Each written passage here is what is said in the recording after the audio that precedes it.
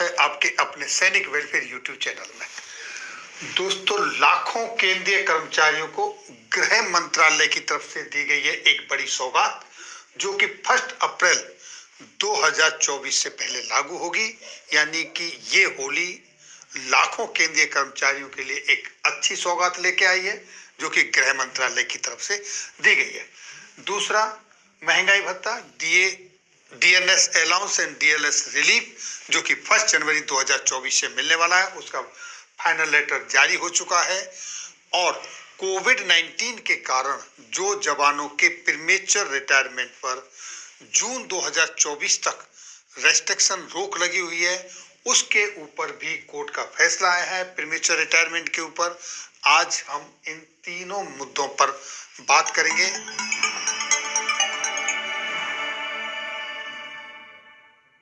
तो सबसे पहले देखिए दोस्तों, ये आपके सामने एक लेटर है जो कि 12 मार्च 2024 को जारी किया गया है मिनिस्ट्री ऑफ फाइनेंस के डिपार्टमेंट एक्सपेंडिचर यानी व्यय विभाग की तरफ से।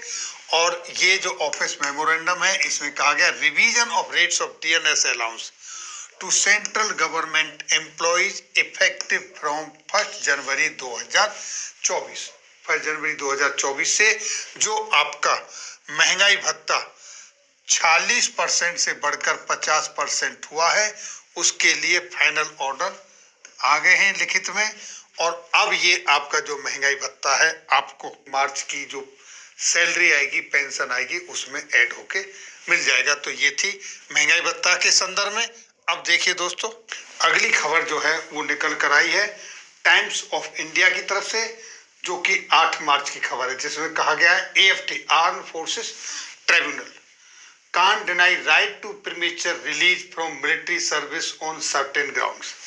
यानी कुछ ऐसे ग्राउंड्स हैं, कुछ ऐसी समस्याएं हैं, उनको मद्देनजर रखते हुए प्रीमेच्योर रिटायरमेंट को नहीं नकारा जा सकता, ऐसा इन्होंने कहा है। इसमें ये एक केस है जो कि चंडीगढ़ आर्म फोर्सेस ट्रिब्यूनल में लड़ा गया, जहां पर एक हवलदार जी हैं आर्मी मेडिकल कोर्स से, उनके घर में कुछ प्रॉब्लम है और प्रॉब्लम होने के कारण उन्होंने प्रीमेच्योर रिटायरमेंट के लिए अप्लाई किया।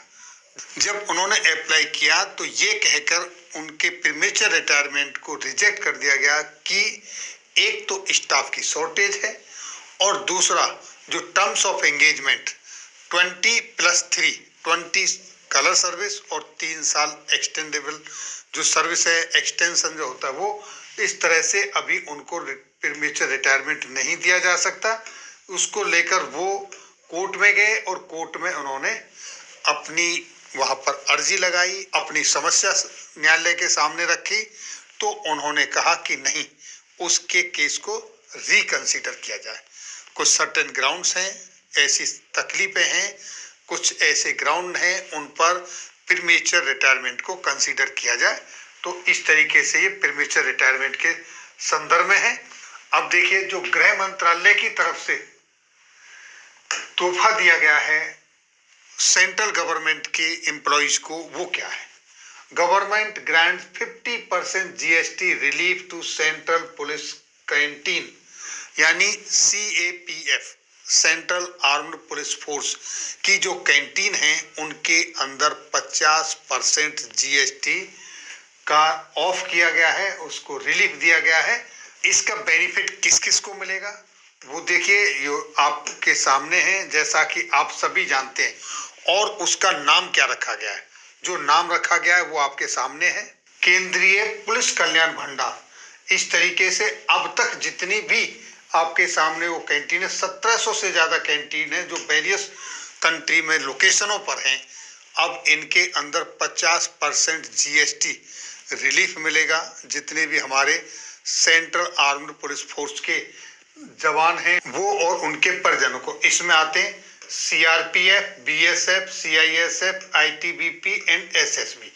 और इसी के साथ और भी हैं जो कि जैसा आप यहाँ देखें बीपीआरडी एंड एनसीआरबी, इन सभी को बेनिफिट मिलेगा। जिस तरीके से सेना के लिए सीएचडी कैंटीनें हैं, उसी तरीके से अब इनके लिए भी जो हमारे पैरामिलिट्री फोर्सेस के जवान हैं जो हमेशा सिक्योरिटी देने के लिए हमेशा तत्पर हाजिर रहते हैं, उनको ये बेनिफिट मिलना शुरू होगा। ये जितने भी हमारे अर्धसैनिक बल पैरामिलिट्री फोर्सेस के जवान हैं, चाहे वो किसी भी डिपार्टमेंट के हों, उनका भी कंट्रीब्यूशन सेना से कम नहीं है। वो भी हमेशा सर्वोच्च सेक्रीफाइस के लिए हाजिर रहते हैं, इसलिए उनको भी सेना की तर्ज पर ही CSD जैसी फैसिलिटी मिलनी चाहिए थी, पहले से ही मिलनी चाहिए थी। चलो, जब जागो तभी सवेरा। अभी उनको ये शुरू हुआ है, अच्छी बात है, और इसमें और भी फैसिलिटी ऐड ऑन होनी चाहिए। तो दोस्तों, ये थी जानकारी आज की इस वीडियो में DA से संबंधित, आपके प्रीमेच्योर रिटायरमेंट से संबंधित, और सेंट्रल आर्म्ड पुलिस फोर्स बल के लिए जो कैंटीन के अंदर 50% GST ऑफ की गई है, इसके संदर्भ में। फिर मिलेंगे इसी तरह की आपके वेलफेयर से जुड़ी हुई